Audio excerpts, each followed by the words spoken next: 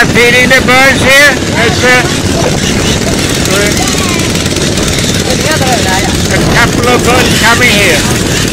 I guess I can see it's an endless stream of birds. I thought they're actually flying in a circle. So you can buy these little food pellets here and graciously throw them to the birds.